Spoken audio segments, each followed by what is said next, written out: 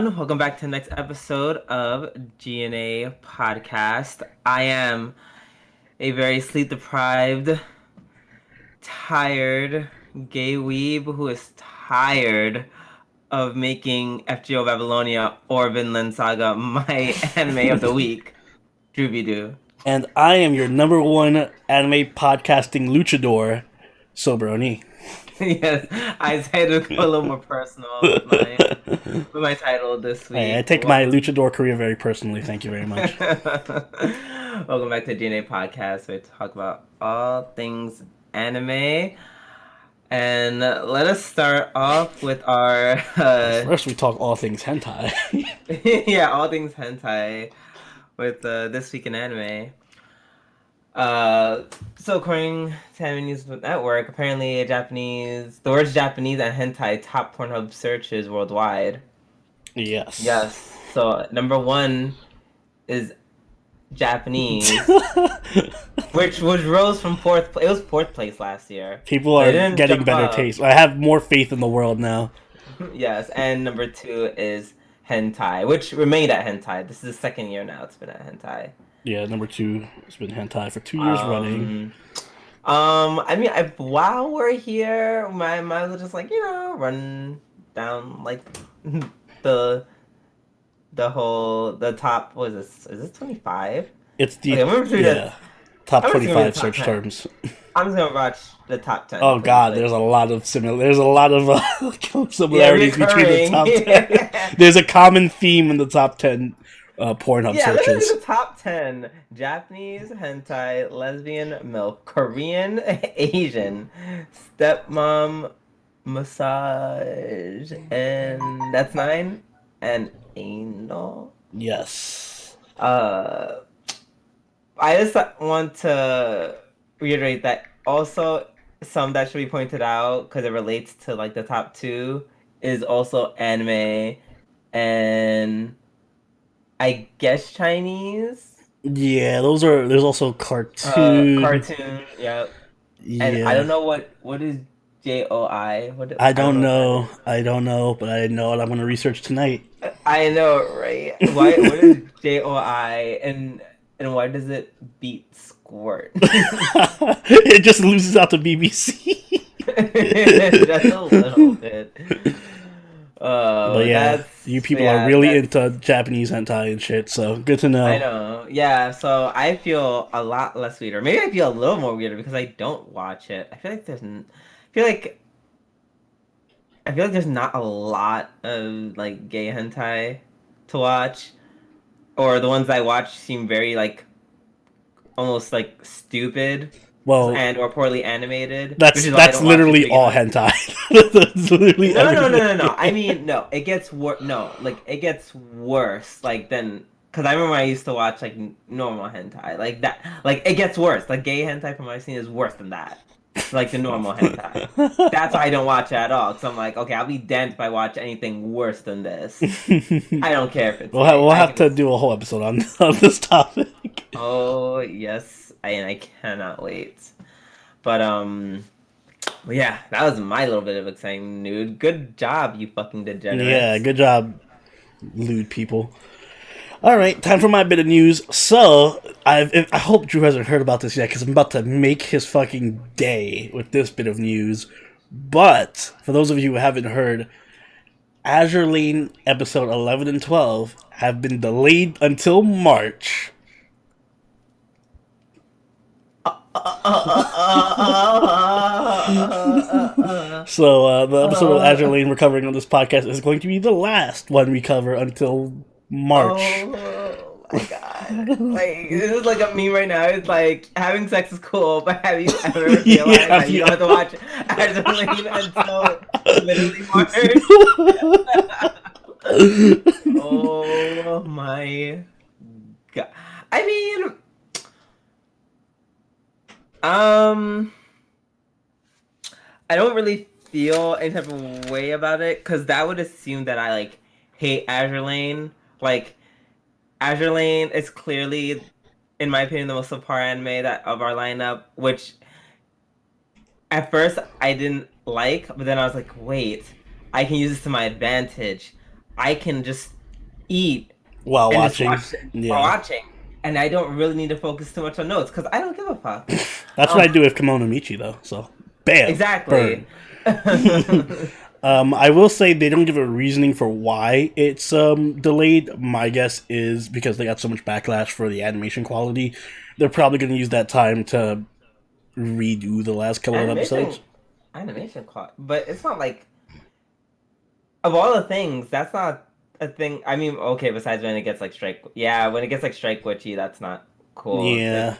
Okay, so other people. So I'm not crazy when I shit on them for that. Good. I do think people are going a bit too hard on it though. Like it doesn't have the worst animation I've ever seen. It's like average to subpar. There's worse out there. It's worse. I think it's because this is like supposedly a big budget. You know, we gotta keep in mind the animation studio thing is also a new studio. I mean, but doesn't Azur Lane like make like a yeah, but they're not gonna put all that fucking money into the anime. They're not trying to bankrupt themselves here. Imagine if they did. I mean, I guess so, but I mean that kind of sucks that it was that bad that they were just like. Well, I can't. I want to take the positive and be like, at least they're. This is what I mean. At least they're putting effort into the show where they're like, listen, this is not ready. We're gonna give it two more. This is still. It's like it's still pretty much a kind of still like a cash grab with a little bit of effort. I don't think it needs to get to the point where like.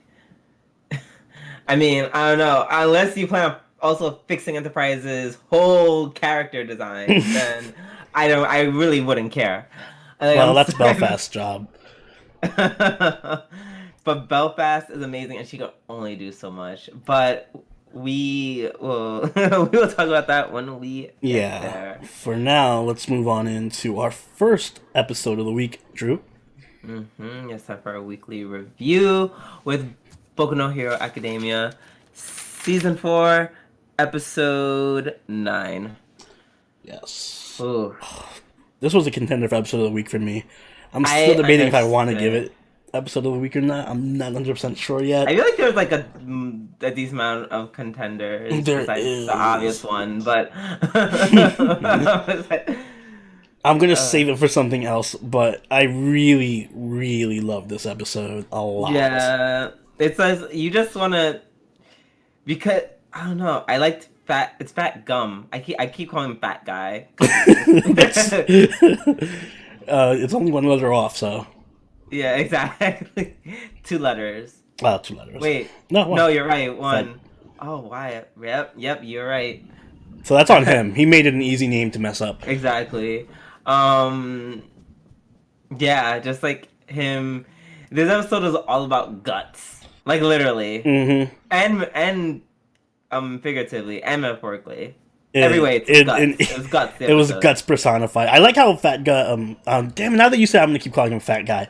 Fat Gum. I like how Fat Gum. Come on, Fat Guy. They show his actual body. He actually looks. I did not expect him to look like that underneath the suit. Like he's just like this toned blonde dude. Not gonna lie, I'm kind of interested in some Fat Guy dojins. Guys, get those Fat Gum dojins out. I know.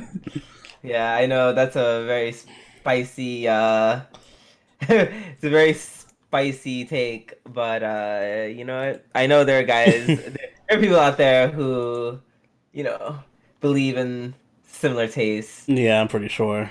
But obviously, the star of this episode was Kirishima, and he was just I this is what I mean when I say I like Hero Academia, is because they give so much character development to their like side characters and their background characters, because he's not even tangentially a main character yet. He has so much story and relatability.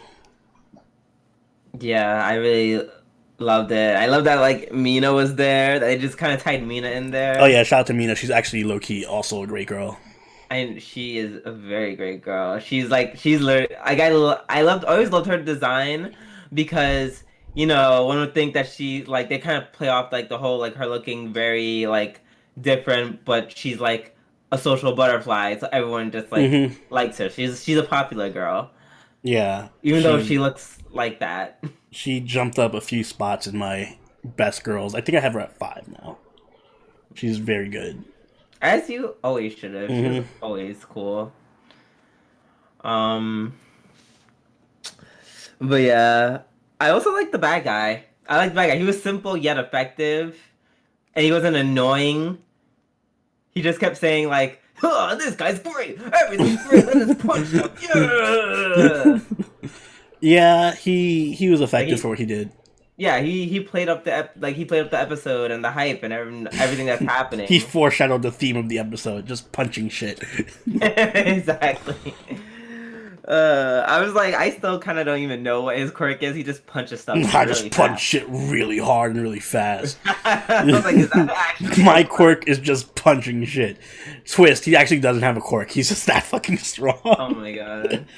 Kirishima's whole backstory was great because I feel like I don't know, I just really related to him and his struggle for like not being the most powerful person and having that fear of like, oh, I'm afraid to just sacrifice my life for people and shit. Because they always go out of their way to show people being super courageous.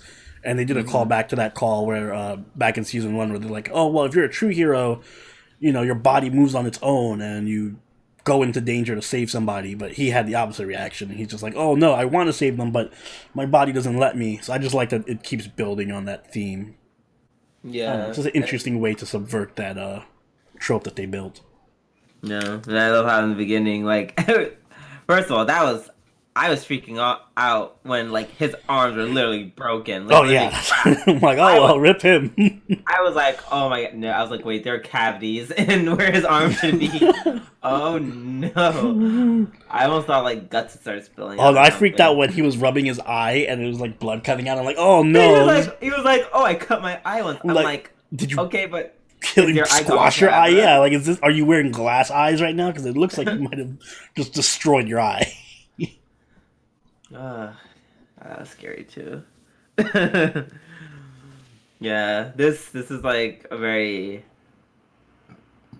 underdog episode. Everyone's like a lot of gambate intensifies, like kind of.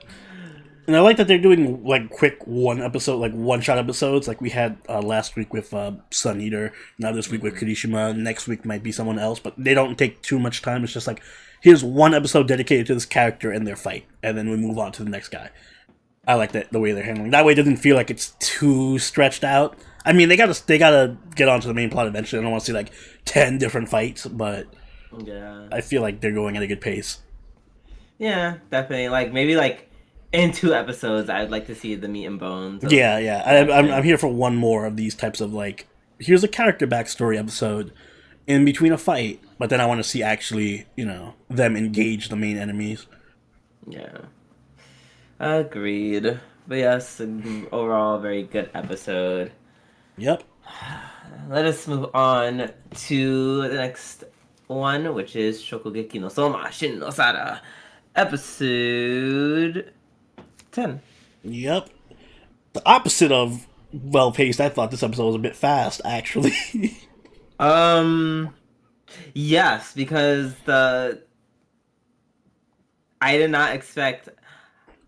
I expected the appetizers to come out first. I did not expect like the first and second Yeah. to finish their Their entire thing. entire meal. I'm like, it wasn't even like halfway into the episode, and they're like, oh, meal's done, and I'm like, wait, what? What? Why?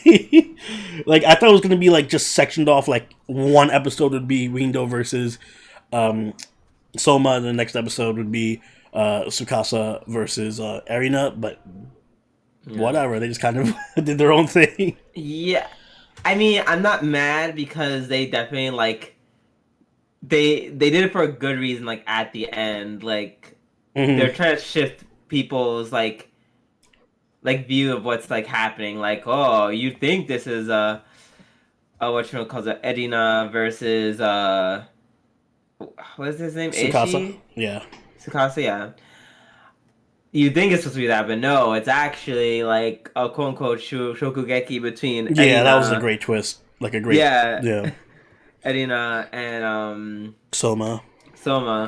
And if she doesn't make a better dish than he does, then they're going to lose because obviously the appetizer cannot be better than the main dish. Although that is kind of stretching it with the definition of appetizer. Like, here's a giant ass. Yeah, it's Yeah, a but fucking ham hock. even Like, from someone like me, who's like, my appetizer is like yeah, a plate of that's tacos. something you would do. That's something you would Yeah. do if you were like cooking and you were like, ugh, appetizer.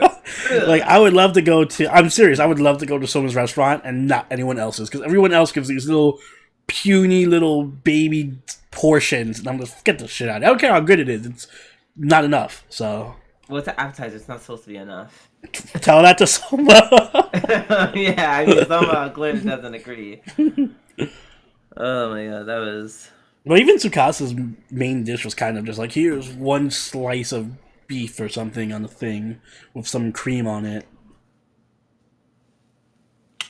Yeah, I was more entertained by Rindo's dish. by Windows dish. Yeah. Literally does it because she's like, oh, what's the secret dish? Ants. I was waiting for that too. I'm like, what crazy Yeah, shit? I thought it was gonna like, oh, these are mushrooms that are grown in the South America jungles or something, but nope, ants.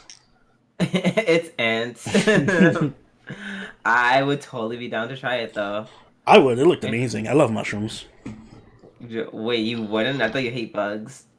Well, she used the acid from the ant. She didn't put the actual ants in the thing, so I'm fine with that. I mean, if it's from the ants. It's not the ant itself. I hate bugs because of their body, not because of their inside excretions. So if I like just gutted an ant and like made it into like a delicious paste, like on a That'd be dish, you fine. can eat it. Yes. Okay, what if I did that from a water bug? No. What if I told you after you just ate a water bug? Bit into the water bug? Well, then I know who I'm vomiting on. Oh my god. I mean, like, I feel like you just go for like the nearest knife and try to carve it out of yourself. Hey guys, he really hates bugs. I hate bugs, especially a lot. water bugs. Yeah, no. I saw one the other day. I actually had a nightmare about one the other day. It was horrendous. I hated it. I'd rather have a nightmare about like a serial killer in my house. See, I remember when we were talking about crazy, scary things, and you were like, "Oh my god, I'm afraid there'd be like a criminal robber in my house with a gun." And I'm like, I don't care about that shit. He's just human. But if I saw a water bug in my house, I'd flip my shit. You know, I feel like at this point I could use like something scary like a water bug nightmare. You know how many, like nightmares I've had like these past 2 years about someone like trying to kill me in some fashion? They're Too just many. humans. They're just humans. There I could be fear worse. no man. First of all, one of them was not a human. I thought they were a human until they broke their neck and then they kept chasing me. Oh, that's kind of scary. Never mind. Humans only, please. But yeah, broken necks aside, I thought this was a pretty good episode. I love the other twist of how he was like, I'm going to use Edina's god tongue to like make a dish that I wasn't even capable of like making on my own. Yeah, I think that gives it a lot more believability. I would have been somewhat upset if they just came out here like, whatever, I just threw something together and it's better than what Tsukasa and Rino make. Yeah, whatever. Yeah, exactly. But yeah, so that god tongue is, I feel like it's definitely going to come into play. And if it was able to heighten his own dish like that, and considering she knows how to use her own tongue, she just starts like, tasting her food. Yeah, no, she should be able to beat Tsukasa. I liked how how her father just had like his tasting powers and just strip everyone, because they always have to get some kind of fan service in no matter what. Yeah. This is strips everyone out. I'm not naked, I strip everyone else's clothes. Yeah. On a fun episode. Can't wait to see what dish she pulls out. Can't wait to see all the people that are gonna be naked as a result. Yeah, I don't even know what her specialty is. They said cook her specialty. I have no idea what that is. Me neither. We knew it's taken 4 seasons for her to actually be in a Shokugeki guy. I can't wait to see her actually make something. Yeah, we can't wait to actually see cooking. Yeah. Okay. Let us move on, unless you have anything else to say. Nope. Alright, let's move on to FGO Babylonia. Episode 11, aka it's one of my episodes of the week. I'm gonna save my episode of the week for something else, but this could have been as well, obviously, because it's always fucking episode of the week. It was like, yeah. I feel like you're just putting it on a higher standard. I am putting it on a higher standard at this point because it needs to be like it needs to top itself considerably. But this is like really good. up there. This is like up there in terms of like all the episodes. It really was. I'm glad they didn't disappoint with the actual fight. I love Quetzalcoatl. She's great. Yeah, and just like I don't know, and I like that even after the fight, it was still like giving me what I needed. It was giving me a rush being cute. It was giving that rush scene was so good. Oh, so great! It had like the little back and forth between Quetz and Jaguar. Like, so it's giving me comedy. It's giving me cuteness. I mean, I'm not gonna lie, I kind of was going in and out when Mash started talking. But to be fair, that was just me that was literally me trying to like register all of the awesomeness that just happened. Yeah, we even got a cameo from Sherlock. Showed up. Yes, a cameo from Sherlock, and he gave his little spiel. I'm surprised it didn't take the rest of the episode, but you know, whatever. Yeah. I'm not salty. The animation was great for the fight scenes. They had like, I'm glad this felt really meaty. Like the fight scene was long. It didn't feel like they skimped on anything. I felt really bad for all the people that Ketz was just fucking up because she fucks them up in really horrendous ways. Like she like throat chopped Ishtar and just fucking pile drive Jaguar. I love how she like threw her in the ground and she was just like yay and just flying past She like grabbed Jaguar Man and Jaguar is just like, oh, I'm dead. Yeah. I'm gonna die. I'm gonna die. Ooh. Yeah, no, Quetzalcoatl is really brutal. Like punching Mosh to a fucking pillar and shit. But yeah, no, I love the impact of all the fight scenes. I really think these hold up really well against the UFO table fight scenes. Like, UFO table's fights look really, really pretty, but these feel better. Like, they feel more impactful. Like, I feel like each punch, you know what I mean? Really hurts. Like, it hurts. Like, I'm like, ooh, goddamn. Whereas if I'm watching something from UFO Table, it looks really nice, and it's really thematic and pretty and gorgeous, but it looks more like it's a performance versus this looks like it's all out street brawl. Yeah. I know what you mean. Also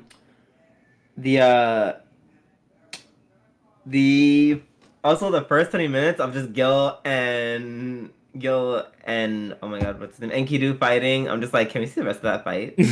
No, you cannot. I was like, that's like some of the best 20 seconds ever. I know. Just like seeing him jump in the air and shoot his Gate of Babylon open and shit. I'm like, this is not something he does in the other Fate adaptations. Can we see this? Like, yeah, Gil moving. Yeah, I'm just like, it almost felt like this is what Dragon Ball Z fights could look like if like Ufotable just like animated them. You know, not saying that, you know, Dragon Ball Z animation is like awful. It kind of is sometimes. Sometimes it's very stock. It's very stock animation-y. Especially when Super. There was a screenshot of like Super Dragon Ball of Super Saiyan 3 Goku or something versus like Dragon Ball Z Super Saiyan 3 Goku, and it looks super different. But yeah, like Dragon Ball Super definitely stepped it up in certain fights. Yeah, in certain fights they definitely were just like, oh, we're actually like fighting. Like I think the Jiren fight. But that's what I like about this show is it's like every fight looks good. Like when we were talking about Azur Lane, it's like, yeah, sometimes I can see where they clearly skimp on production value to like save it for another thing. In this show, I can't really tell because they all just look good. Like even the fights that they skimp on look really, really good. They're all good. So I think Cloverworks is one of my new favorite animation studios all of a sudden. Yeah. I don't know. It was just giving me. It just gave me exactly what I needed. Even the MC had his moment. Jumping off the fucking top. I'm kind of mad that they skipped the actual impact of that jump. They just like cut to him being unconscious on Quetzal's lap. What happened in the actual? I don't. Well, it says what happened. It doesn't actually show anything. Like he jumps from the from the top of the bow and Yeah. crash lands on top of Quetzalcoatl. Oh. And she like just grabs him.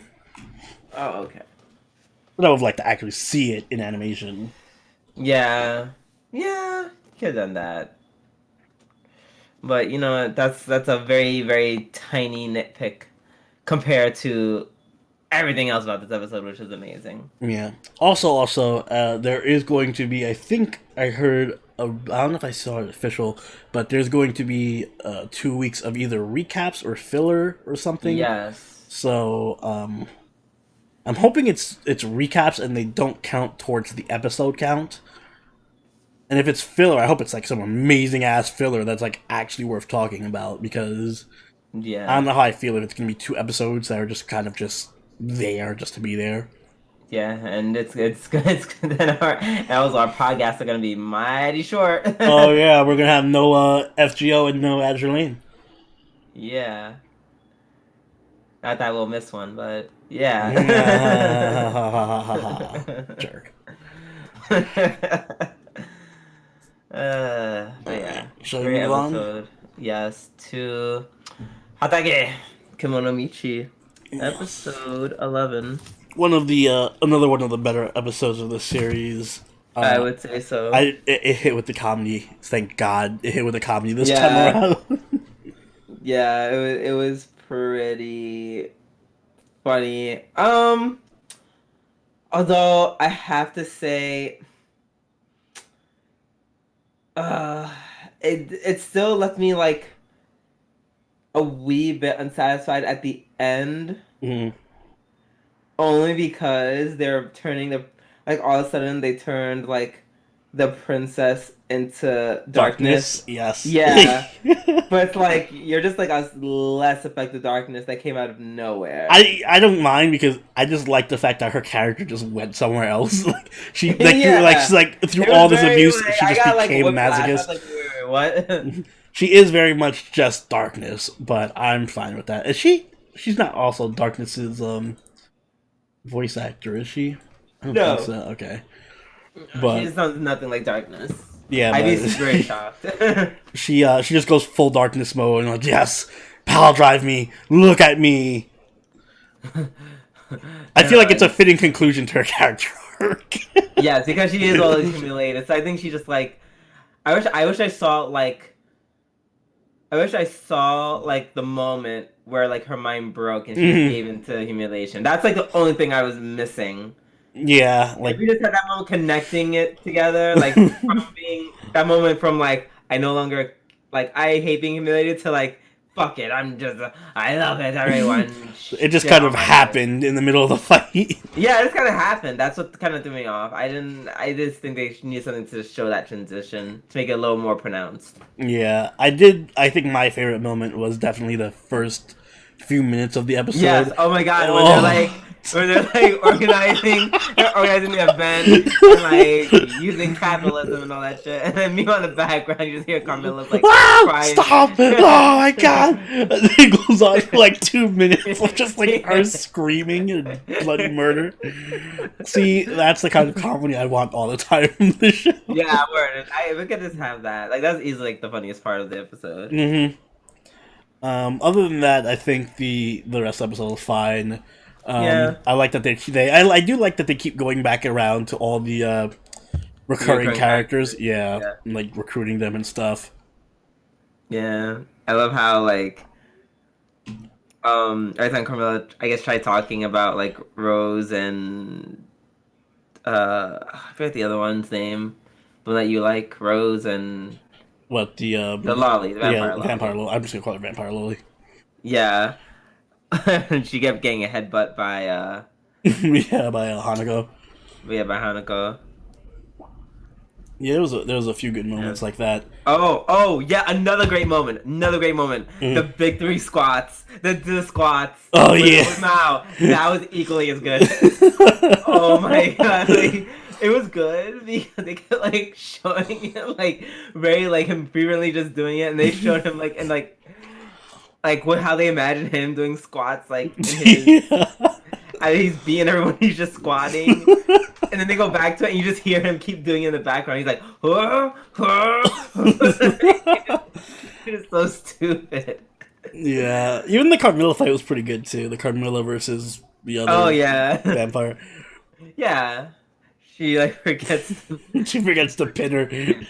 Yeah, what are you doing, pin her? And then she loses the same way he like told her to beat Rose. Mm-hmm.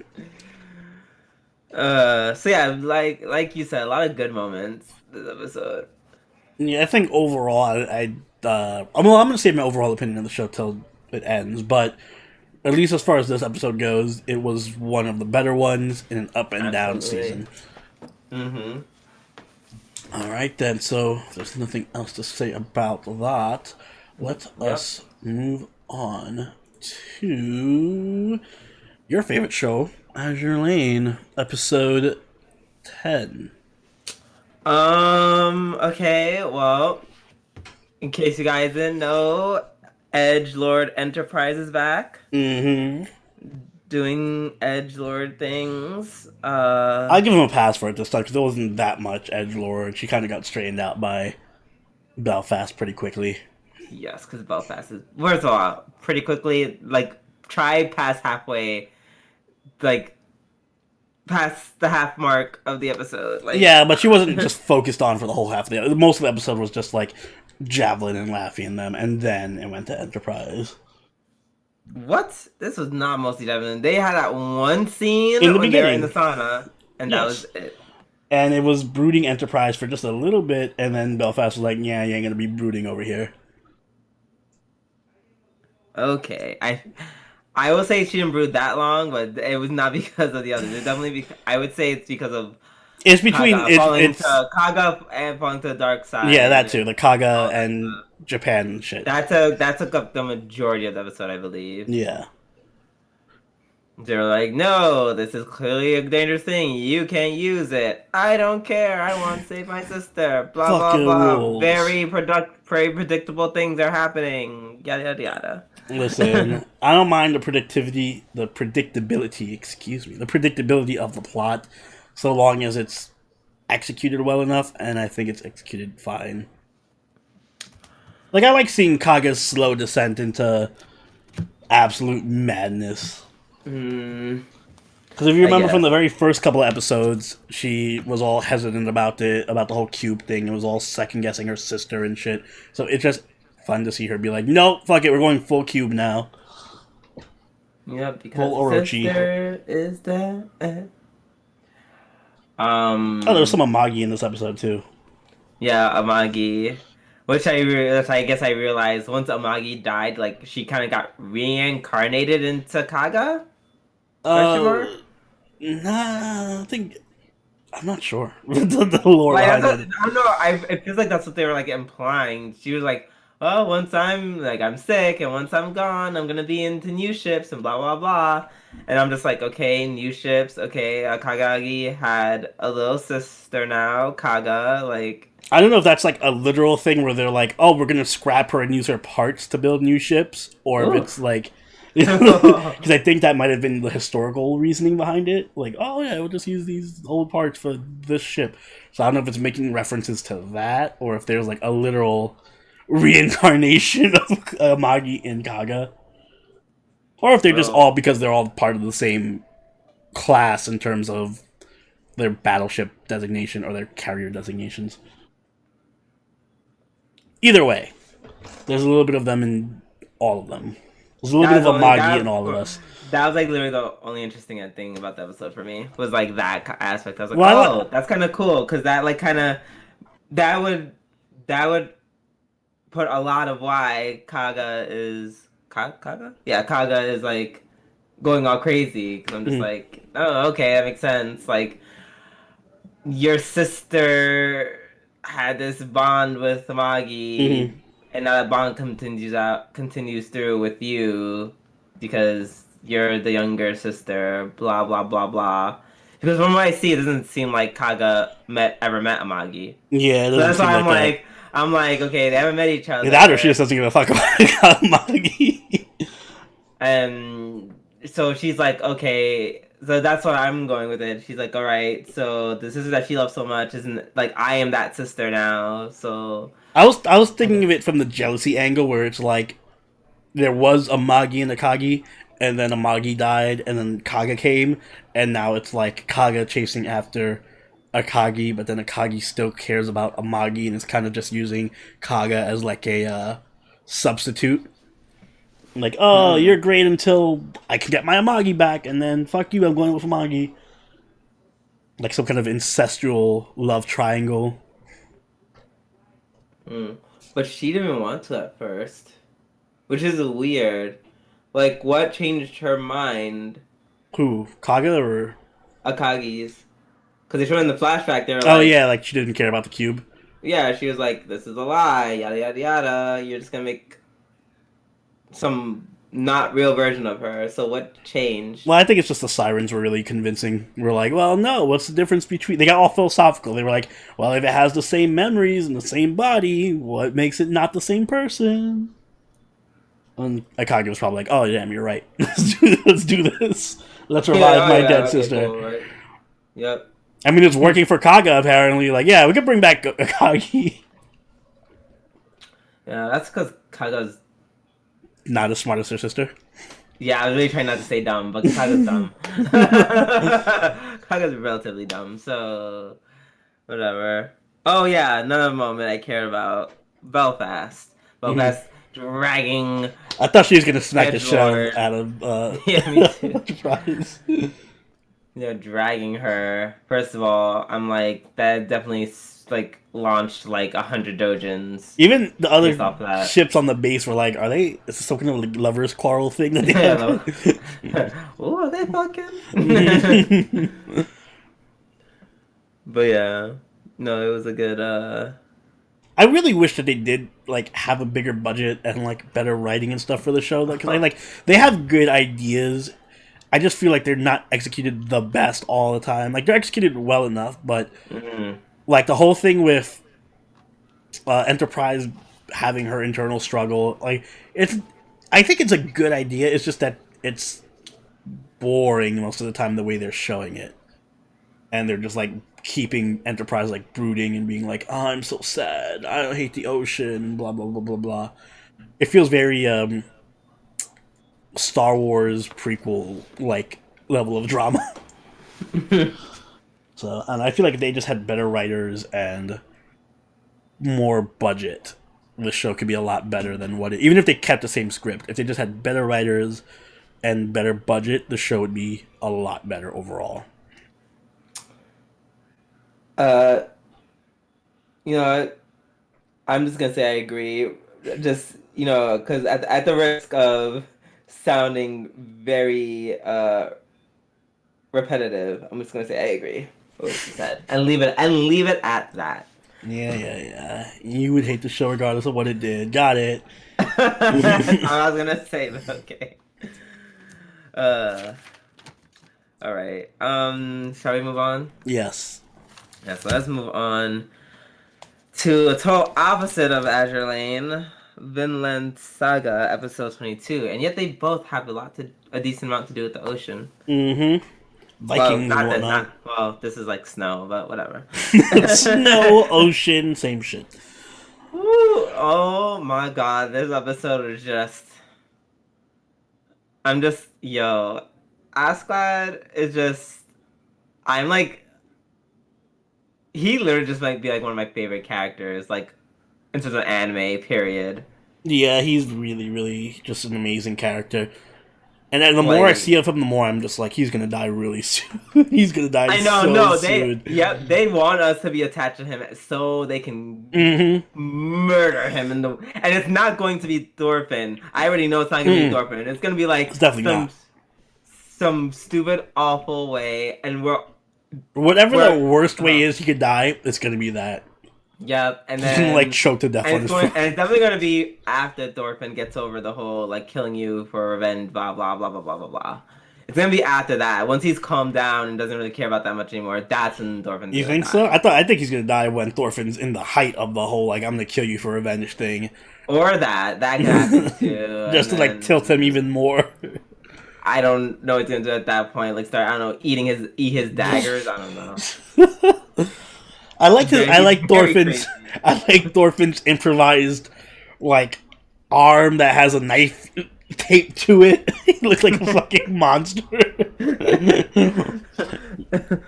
Like, I have a broken arm, but I'm still just taping my knife to this, and we're gonna fight.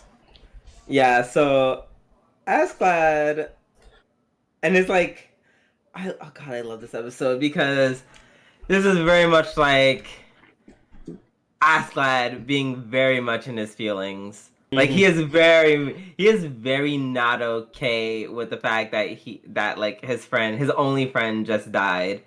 And I knew he was in feeling some type of way Mm-hmm. because like they went out of their way to show that scene again. Yeah, in the beginning They of the don't do episode. that. Mm-hmm. They don't do that normally. They wanted you to remember what just happened to him because it meant something. I'm just like, so he's like very upset about the fact that Bjorn's dead, and he's kind of going like literally at the. It's so funny because he's so tilted. It's it's weird. He's so like complex as like a human, and also so smart as a human and a fighter. He's like, all right, I'm gonna take it out on this poor kid, and I'm gonna do it in a way that's gonna be easy. I'm going to exploit him because I've seen him fight over the course of 10 years. I'm gonna make him lose his cool because I'm the one who killed his dad, and then I'm just going to beat the living shit out of him because he has a broken arm. So of course I'm gonna win. Yeah, it was like Thorkel said. It's not even a duel. He was just beating the shit out of Thorkin. Yeah. Thorkel. Yeah, he was just like, you know what? I don't even want to do this. I'm like really upset, and I need to take it out on someone. Mm-hmm. And here comes a stupid kid trying to fight me with one arm. Perfect. And I think the story that Askeladd told, it just does a great job of showing the differences between Thorfinn and himself. Like, I also hated my mentor, but you know, I'm way smarter than you because I was patient and I had a strategy and I made sure everything was in place before I made my move. You're just here like charging at me and flailing into the wild. And I think what even more important is he had like a plan for what happened after, where he's like, okay, so I kill my father and I inherit, and I frame my brother, and then I inherit his fortune and his property and everything. What's, like I said before, what's Thorfinn's plan? He's gonna kill Askeladd and then be like, oh, what the fuck do I do now? I'm just gonna just wander around doing nothing. Yeah. And it's like the fact that also I love how one is all like warped by vengeance to like warped by vengeance to kill someone who killed his dad, and like the other one was like, oh, I actually just killed my own father. Mm-hmm. So he's probably like super removed from like how Thorfinn feels, just like on a very basic level. Like he's very emotionally removed. Well, he also hated his father just because of the whole. Well, he almost killed his mom. That was one thing. Yeah, no. Like, he wasn't just doing that because he's a robot. Like he hated his dad for obvious reasons. Like, yes, if you're only accepted by your dad because you protected your mom from him, like your dad was about to kill him, and he's like, "Whoa, you stopped me from killing your mother. Now I'll accept you as my son." Yeah, I totally killed him too. Yeah, like I wasn't. Yeah. Oh, by the way, random note: his dad was like really hot. Yeah. Really, he looked like all the other Viking bros around, the blonde Viking bros. But he looked like a younger, somewhat sexier Askeladd with like longer hair and like a nice body. Mm. Like Askeladd, I don't really see Askeladd like that because he's like older at this point. Then I'm pretty sure he's older than his father at this point. Yeah, he's pretty old. Yeah, his father looks pretty young. So yeah, random point. Thought his dad was hot. Although these are ancient times, so his father's probably in his 30s and Askeladd's probably in his 40s right now. So. Yeah, they did not live long. I'm curious about why he said the his whole stance on why it has to be Canute that's the king. What do you mean? Like at the end where he's just like, why not make yourself king? He's like, oh no, it has to be you. Well, it has to be him because And oh god, the whole him using the word describing everyone as beautiful or not, like these men aren't beautiful, blah blah blah. They're not beautiful, blah blah blah. Mm. That's why he says it can't be me because he recognizes he's like over the years I'm also became unbeautiful. Like I've adopted the ways of the Danes and become in some ways just like them. So I am no longer beautiful. Therefore, I wouldn't be any And you good think to he rule. thinks that Canute would Canute be? isn't that way. Yeah, Canute isn't that way. Mm, He hasn't. He's not like a typical shitty Viking.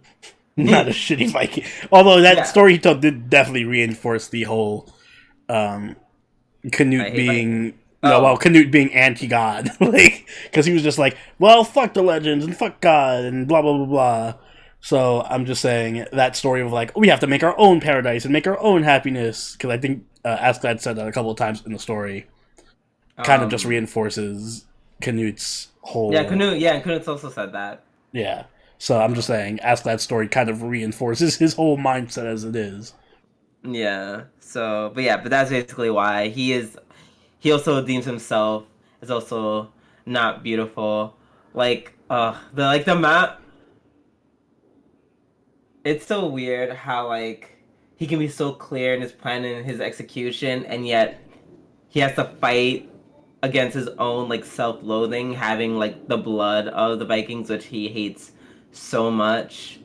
Like it's just like such internal conflict. Like oh my god, like I love it. Like it's so complicated. Like so much nuance. Like I can't. It's like I could talk about it literally all day. Like I See, think but could the just have a angle whole the angle I took on that conversation though was not that he thinks that Canute is beautiful and should be the not king, but beautiful, you know, but like more like, suited. but he's not. But he's not a Viking. But You know, basically, but at the end of the day, like I'm not taking Askeladd at his word. I think he is trying to just use Canute for some kind of political gain, and it's like, oh, it has to be you because you're the one I can use. I can't use King Swain, and I can't use your brother. I can manipulate you. So I'm thinking that there's more of a manipulative, conniving element to it. I don't. I don't think so. Because Canute, at this point, Canute would be too smart for I that. don't think Canute's Canute's. not. See, he's No, more like no, brave like now, no. but he's not. No, no, no, no, no. The moment, like the moment, Askeladd told him that he killed Ragnar, like he was like, okay, I know what this is. Like he was very like, okay, I know what this is. Like yes, I know I'm like more like I'm a new person and I'm braver. I'm ready to get shit done. But once he told that, like, oh, you killed Ragnar, well, all right. Like, I'm not stupid anymore. Like I know what it is. Yeah, but I still don't think that Askeladd is the most altruistic person and like, I just want everyone to have this great leader and not fight. Like, no, he clearly wants something and has to deal with Canute being in charge. Like, maybe Canute gets in charge and he's like, alright, now make me right hand man and I get all this land or some shit. But He's not he doing it has just for he's not no. doing it He's just for pure, I want the right person to be in charge, you no. know? I feel like it goes a little bit further past that. I don't think he's doing it just for like just to get land or treasure stuff. He could have already done if he wanted to do that. He could have just been a Viking and plundered and whatever and lived out the rest of his I'm just days. saying he's after That was something. He's after I think he's after something. something bigger, but I don't think he can, because he can't be like the king of the Danes. Like that can't happen only because he's not royalty. It's No, like but he's that. very conniving and he can weasel his way into like his whole thing is being outsmarting it. Like he's Littlefinger. He's not Yeah, part of the royalty, but he but could like easily. Littlefinger, he can't be king. Like Littlefinger, he can't be king at the end of the day. Like But he Littlefinger did. would But never. Littlefinger try. He still worked his way in from nothing into nobility. I think that Askeladd Yeah, wants to try his hand at doing something like that. Like he has some end game. I just I don't think know he what it is wants. yet. I think it's he just wants to like make like he doesn't. I think he wants to make it not He like make a wants to difference. make Like, I Denmark want to great make. again. He's like, I don't want to make this place like, oh, I want to make this a happy place, blah blah blah blah. But he's like, I don't. I think he wants to end this period of Vikings, though. I sincerely think he wants to end this period of Vikings. I don't know what he wants to turn it into, but he does not want it to remain like this anymore because he's just like as a child. I think he truly is like as someone who literally grew up a slave from a Viking and his whole traumatic childhood. He wants to change that. He doesn't want that to happen anymore. I think you're giving him too many Well, because good points. His character. because think about this. Think about this way. He wasn't like this when it came to like the. Is it the Dane? Wait, are the Danes are different from the Vikings? Or the same thing? Different. The same thing. Danes or Denmark, Vikings. Like I forget which one's the other side. I know. I'm like, is it the Welsh? The Welsh are not Vikings. I think I'm thinking about the Welsh. Yeah. I think the Danes and Vikings are the same Yeah, people. they are. But yeah, but like, yeah, like you see how like the Welsh people lived. Like we're like, hey, we're not a bunch of like mongrels who just enslave and murder and all this other shit. And notice how he wasn't like, he has no animosity towards them. He has obviously animosity to like these ugly people who kill are murderous and greedy and blah blah blah. Like he hates only these people because they do these things. I don't think he would turn around and be like, all right, now I'm this power and I'm doing this because I hate the Vikings so much. Because this is like, you have to realize him doing all this isn't just, it's no longer self-serving. He's like, his hate is, it's fueled by it. But you gotta keep in mind, everything he's done up until this point has been extremely selfish and self-serving. It's not like he's been altruistic about anything ever. He always has some scheme that he's working towards. Well, it's easy to be selfish and use the Vikings because he hates the Vikings. Yeah, but like you say, I hate the Vikings, I want to end it. Okay, but why are you a Viking for like 40 years and killing and like you can't be like, I hate killing and raping people, but I'm still gonna engage in killing and rape. Like he hates it, but he's gonna engage in it. He's also like not a dumbass, and he. But that's my point: is that he's not. He doesn't. He hates it, and he may be against it, but he's still gonna use it for his self. He's self-serving. Yes, I'm not saying he's perfect. I'm not saying he's perfect, and I'm not saying it's like yes, he's. Which is the same thing I'm saying with Canute. No, but see that, and that's why I love him. He is very conflicting in the fact he's going to use the same tactics that Viking does, but he's doing it because fuck the Vikings. I don't think he was doing it fuck the Vikings for 40 years though. Like at a certain point, you're a Viking. Like you can say you hate the Vikings when you're not like you're raving pilgrim for 40 years. Not all of it is because he's. I don't think he was waiting for 40 years. I think he just grew up. And that's what he knew how to do. But then once he saw Canute, he was like, wait, this is a chance to do something about this whole shit. I don't think he's just doing this just to become... Alright, so you take that stance. I'm taking the stance that he's using Canute for some other goal. Like, Canute's a stepping stone in something that he wants. I agree. I can agree in that. I'm just saying it's not... Like, it's not just saying, I want more riches and I want to have a plot of land. I think it goes beyond that. Like it's like a bigger picture kind of thing. I think we're both saying the same thing, but just like from different. I'll say it's a bigger picture thing, but it's a self-serving bigger picture thing. It's not like I want life better for everyone. It's something that he wants to make better for himself. And if everyone benefits from it, that's good. But it's mostly because he wants something better for himself. I think what he's doing. You know what? I think you're right. I think he is self-serving, but I think it's a form of vengeance just on a bigger scale. I think it's literally what he's like, I'm gonna do what I did to my dad, but but to all the Vikings. But yeah, to all the Vikings, but like to all Vikings, or instead of me biding my time for 2 years, I'm gonna bide my time with the prince. And then, yeah, I guess maybe manipulate him or convince him to do something. I don't think he's outright going to, like, kill him or something. Well, the one thing I know is going to happen is he ain't going to see any of that because he's probably going to die in the next 2 episodes. And I'm willing to bet anything that he dies in the next 2 episodes. Yeah. Especially after this episode where he had his whole fucking past show and everything. I was like, that was a super red flag if I ever saw one. Like, they really want you to get invested in his whole shit before he just dies awfully. But yeah. God, I love I love this anime because we can have this kind of discourse about literally just one character. Yes, this is a very great show. That's been so good. One of the best written shows we've seen in a lot. Like this and Golden Kamuy, are just such well written shows. Like holy shit, I mean, it is so great. I mean, I would say Golden Kamuy is a little more random, more along the Keikai Sensen sort of things, where it's just like just a bunch of crazy shits happening. It's more like but it's like- absurdist. This is more Yes. grounded. exactly. Yes. Yes. All right. Anything else you want to say about this lovely show? No, let us move on to our last anime of the podcast, which is Inen no Shouboutai, aka Fire Force, episode 21, which is my second episode of the week. And this is my episode of the week. Good week. Fair enough. Like, no, this is probably like the best episode they've had. Oh my god, Even this though- was the most beautiful episode I think I've seen in a long like time. I think it's so funny because didn't you say like the last episode was like the best episode they did? Yeah, no, this one beat that one. Yeah, exactly. It's so see, it has to just keep topping itself. That it looks so beautiful. Like there were certain was. parts in this episode, I'm like, am I watching a movie? It's just like the Fire Force movie because holy shit, this budget. Like when they were when Sho and Shinra were fighting, and you just see like black everywhere, and you see like the footsteps encircling, licked and everything. It just looks so pretty. It was stunning. It was visually it was very stunning. And not only did they give visuals for the fighting, they also gave visuals for like just like certain scenes. Like and like for me personally, I love like the whole like the Giovanni Oh yeah, Dr. Giovanni fight.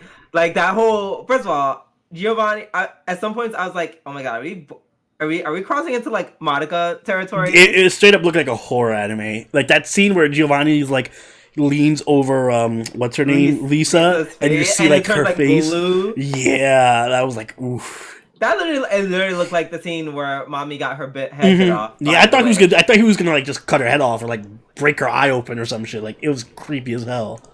Yeah. Oh, spoilers for anyone who hasn't watched. Well, spoilers if you haven't seen a decade-old anime.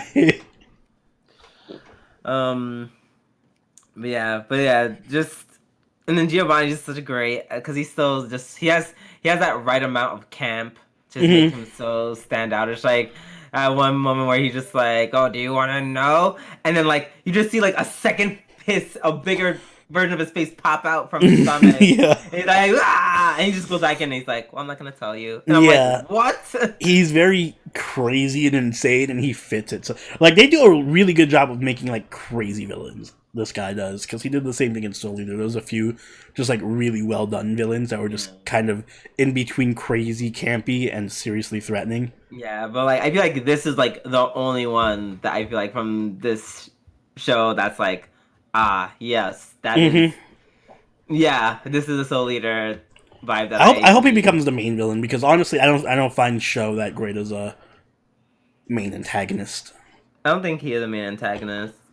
He's just a kid who's just like, I'm strong and I speed up time or what. I don't give a fuck. He has his micro universe. I honestly don't give a fuck about it. I don't give a fuck about his ability anyways, 'cause I know it's gonna be ridiculous and I really don't care. It was like when they started talking about like, oh, it's because he heats up and expands the universe or something. Oh, really? No, that's all right. Yeah, okay. No, I'm good. You're really stretching the definition of fire right now. Yeah, I'm good.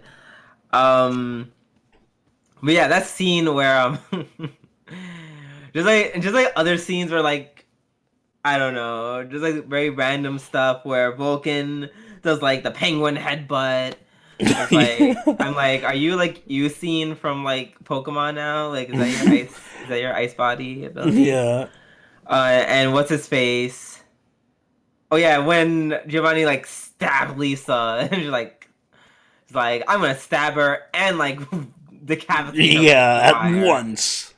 I like Lisa's development. Like you see her, like it's frustrating, but it's still good because when Giovanni was walking away and she's like, "Don't leave me, sir," and I'm like, "Ah, you stupid! He's right there. Get with Vulcan already."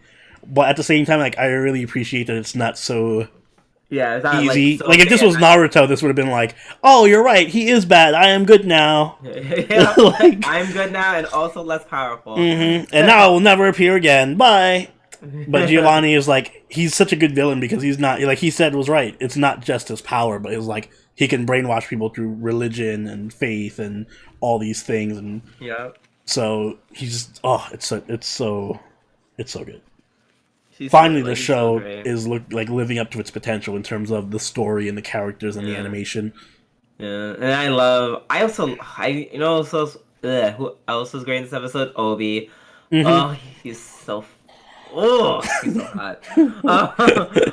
There's those point where he just gets shot, and then he's homeboy is literally picking up and fighting with a piece of railroad. How insane is that? It's funny that he's like still one of the strongest people there, even though he has like no powers whatsoever, which I like because he feels like the Batman of the group. Yeah, I was literally gonna say that he's like firefighter Batman. Yeah, he like put the extinguisher bombs on Lisa and everything. Like, oh, I fucking love this guy. Oh, he's so hot. I'm going to literally just like wear black for a week when he dies. Oh, please don't let Lisa die either. When she switches over to the good side, let her keep her evil side uniform too. Okay, wow, okay. Oh, that weird. Oh yeah, another Monica moment. That weird hallucination that Shinra started having. That was terrifying. Yeah. I was actually terrified. Someone took their dose of LSD before they went to work in the show. I was like, oh, this isn't cool. Like when we see like that larger version of Shinra, like looking at him and just bleeding on him, I was like, I was like, I'm tapping out. But that's what I love because it's like, oh, I'm like, every time I see stuff like that, I'm like, I'm getting Soul Eater vibes because Soul Eater did that kind of shit all the time, where it's like weird animation and like symbolism and things looking awkward and strange and so cartoony. Like, I like it. I love it a lot. Yeah. I love that aesthetic. Yeah, except I will say like this series, they're definitely being more scary. Like that was way more scary than Soul Eater. Soul Eater, I would not call Soul Eater a scary. Exactly. I was thinking the same thing too. I'm like, you know what would be great if he just did a straight up horror anime, like the same guy wrote like a horror manga or something. Because horror manga with these kind of aesthetics would be terrifying. No, thank you. But yeah, this is a great episode. I'm really looking forward to the next one. I hope it goes out with a bang. Oh yeah, because I mean fire. Yeah. Listen, I'm only stretching the definition as much as they stretch the definition. All right. Yeah, that's true. Meanwhile, they're like thermal expanding the whole universe. And, you know, I can't even be mad. Yeah, you know, bang, compared to that, if bang, they can do it, I can do it. Yeah, totally logical. All right. If you have nothing else to say, do you? Nope. All right. Take us away, my friend. I shall. If you guys enjoyed this episode of the G&A podcast, make sure you hit that like button and subscribe so you can catch us every week. Also, make sure that you hit us up on Twitter, join the party over on our Discord, and chill with us on Twitch. If you'd like, you can even go that extra mile and donate to us on Patreon, like all these lovely patrons on screen right now. And you can even watch us, or, well, you won't watch us, but you'll watch Babylonia with us every week. We have a patron live watch. We just finished watching Babylonia with our patrons before we recorded this. So if that sounds like something you want to do, head on over to Patreon and get the details. And Drew, you have anything you'd like to add? Oh, quick, I have to point out from Kemono Mask. Don't treat me like that girl who's looking for dojins.